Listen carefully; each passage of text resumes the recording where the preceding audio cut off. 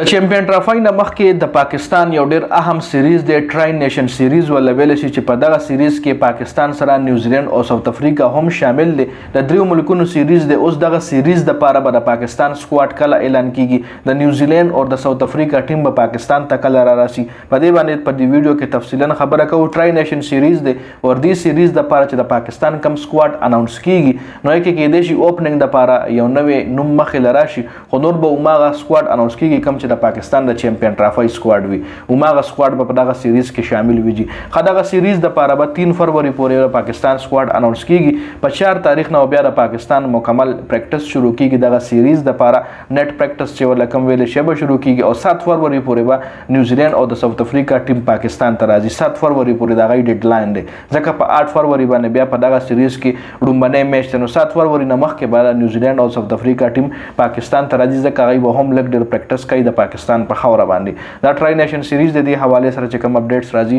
به در سره نیکسټ ویډیو کې شریک کیږي ډیره زیاته مننه والسلام